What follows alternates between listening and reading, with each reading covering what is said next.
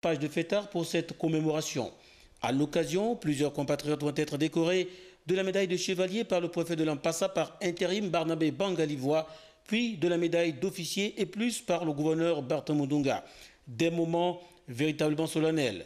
Commandant l'ensemble des troupes, le lieutenant-colonel Jacob Dibadi, après le passage de la fanfare, donne le ton du défilé militaire qui voit passer la gendarmerie nationale, l'armée de terre, l'armée de l'air, les sapeurs-pompiers, la garde républicaine, le génie militaire, les anciens militaires. Arrive le défilé motorisé qui plus tard cède la place au défilé civil avec en tête le gouvernorat suivi de l'hôtel de ville, les associations et autres opérateurs économiques. Ce furent des moments d'intense communion patriotique qui n'ont laissé personne insensible, d'où cette pluie de réactions. Alors, comme d'habitude, une fois de plus, la commémoration du 52e anniversaire de notre indépendance a connu un succès éclatant. 52 ans, ça compte dans la vie d'un pays. Et je crois que Franceville l'a rendu aujourd'hui et c'est une belle fête, une belle célébration. Je félicite monsieur le gouverneur et toute son équipe pour cette organisation. Et de plus en plus, il y a eu du monde, c'est un grand défilé, commençant par le défilé militaire et civil, ça a été. Extrêmement satisfait par rapport à cette ambiance conviviale, cette harmonie entre les fils et les filles de la province.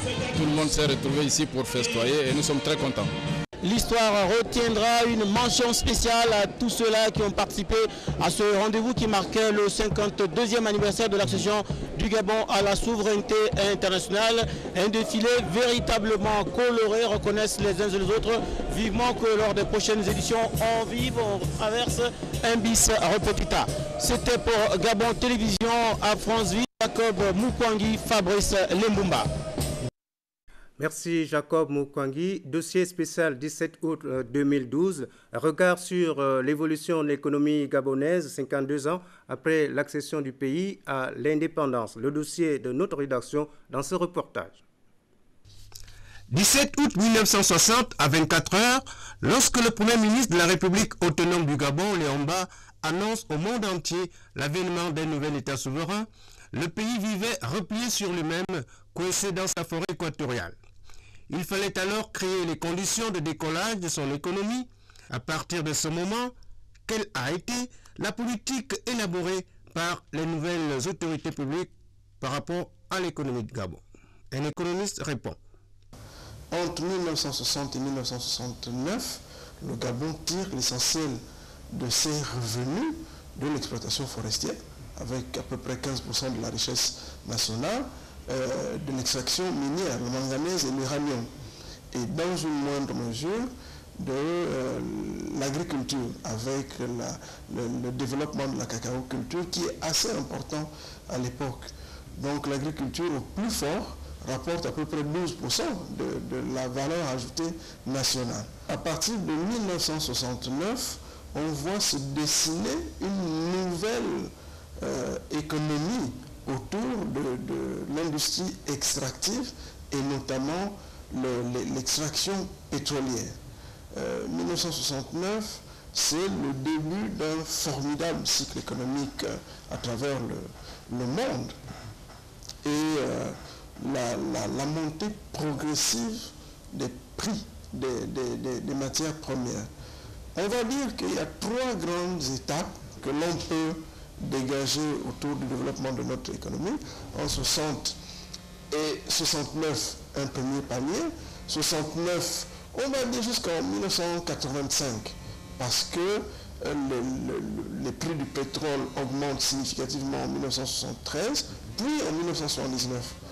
Entre-temps, on connaît un premier ajustement structurel avec les dépenses qui ont augmenté significativement en 1978, en 1977, et on n'a pas, ou on a mal anticipé les recettes fiscales à l'époque. Donc les dépenses étant supérieures aux recettes fiscales, on se retrouve en situation de déficit et on a recours au Fonds monétaire international. Pour envisager de maintenir sa croissance à un niveau acceptable, des correctifs ont été proposés, notamment la politique d'ajustement structurel du FMI, les privatisations tous azimuts, la dévaluation du franc CFA et l'instauration de la TVA, mais la pauvreté a continué ou continue d'écraser les couches défavorisées. Quelle perspective finalement pour l'économie gabonaise aujourd'hui face à ce constat? Le président de la République a parfaitement raison de dire si nous voulons avoir un peu plus d'argent pour pouvoir satisfaire les besoins de nos populations qui sont de plus en plus jeunes, qui ont soif de connaissances, qui ont besoin d'être formés pour pouvoir trouver des emplois stables et rémunérateurs. Si on veut entretenir le capital humain, si on veut que des entreprises aillent s'installer dans les confins du pays, il faut qu'il y ait des infrastructures de communication. Ça coûte de l'argent. Et ça ne peut venir que si la croissance est continue, elle est durable. Ce qui pose simplement le problème de la diversification, ne plus tenir compte seulement d'une source de revenus. Quoi que l'on pense, de nouveaux et de nombreux défis attendent le pays, notamment les infrastructures, la production de l'énergie, le logement, etc. Et la solution à ces défis passe par l'observation des règles de bonne gouvernance, lesquelles exigent un changement de mentalité. Les artistes gabonais ont également marqué de leur empreinte la célébration des 52 ans de l'indépendance du Gabon, le regard de Paulin Siaki. Plus d'un demi-siècle d'histoire pour la musique gabonaise, celle-là qui a contribué de manière particulière et significative à la consolidation de l'unité nationale et la cohésion du peuple souverain aux côtés des dirigeants du Gabon indépendant. Dès l'annonce de notre indépendance, l'implication des artistes gabonais par la musique s'est réellement manifestée, comme partout sur le continent à cette époque charnière, commune au pays sous colonisation française. Comme Joseph Kabasele du Congo-Brazzaville avec Indépendance Chacha, ou Manu Dibango du Cameroun voisin. Au Gabon, les grands orchestres et chanteurs individuels de l'époque, Akweza, Diablotin, Massako, Pierre Claver Akenige, Pierre Claver Nzanibom, Damas Ozimo, Hilarion Guima, Prince Martin Rompavet, Azizi Nonga, Magjos auront énormément réuni le peuple de la Nouvelle République par les messages rassembleurs de leurs chansons. La musique gabonaise a été de beaucoup parce que non seulement elle a été une musique, je dirais même quasiment engagée depuis l'aube de l'indépendance, avec des musiciens comme Hilarion Guima, je ne citerai que celui-là que je connais très bien. Il y a aussi un autre, Francis Despambars, qui aura même composé une chanson pour la circonstance, donc pour le 17 août 1960. Donc cette chanson qu'ils ont d'ailleurs chantée le jour du 17 août à la présidence de la République. En cette année 1960 qui vit l'aube d'un Gabon nouveau, toute une culture était à construire et la musique s'était faite comme élément particulier.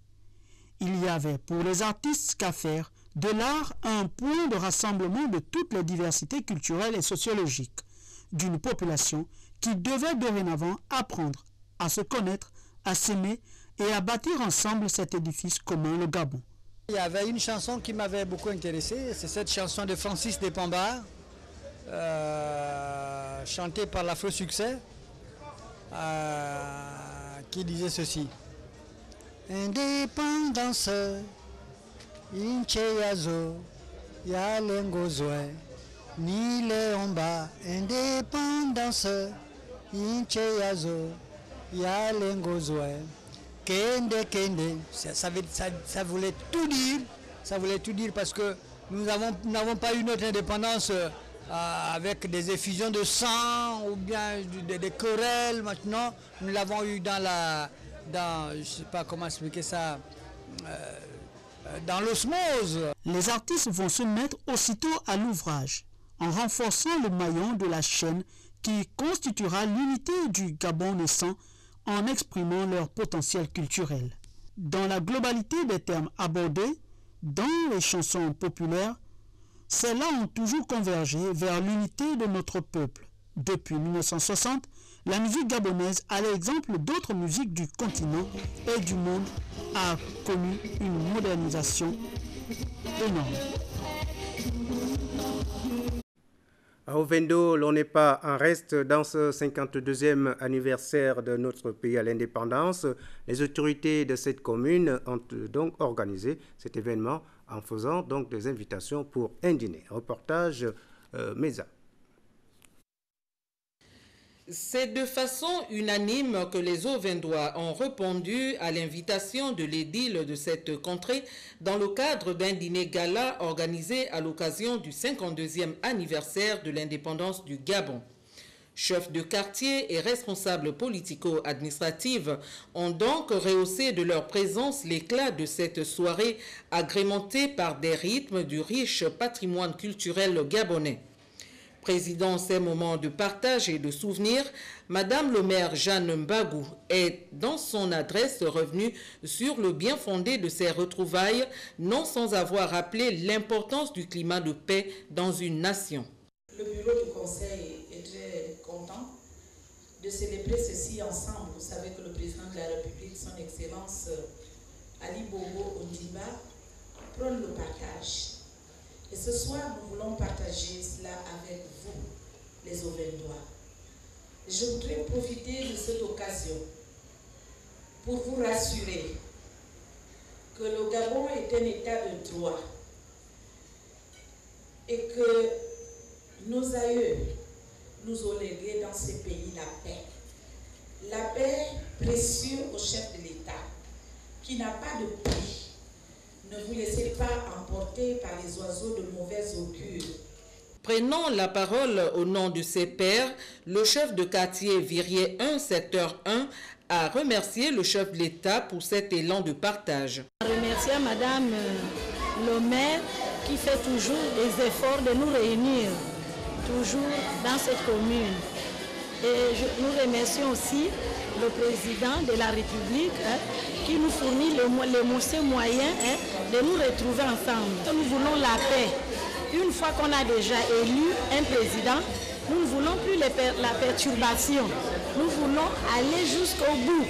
Et surtout, nous voulons l'émergence. Et cette émergence-là, nous voyons les routes, nous voyons vraiment des bienfaits. Et je ne vois pas pourquoi il y a la perturbation.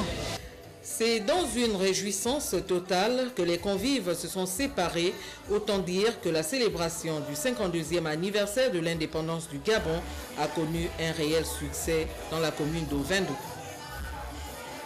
C'est là un reportage de nos confrères de la deuxième chaîne télévision, RTL chaîne 2.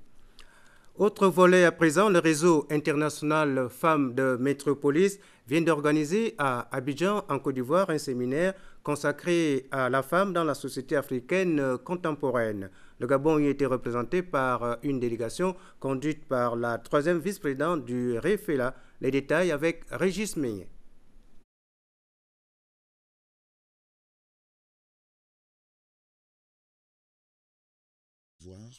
Un séminaire de renforcement des capacités des femmes élues locales d'Afrique, dont les travaux ont gravité autour de la thématique novatrice « La femme dans la société africaine contemporaine ».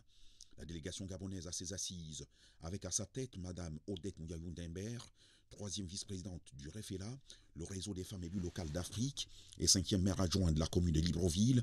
C'est tout naturellement joint autorités de la culture, gouverneurs d'Abidjan, des différents du pays. Avec eux également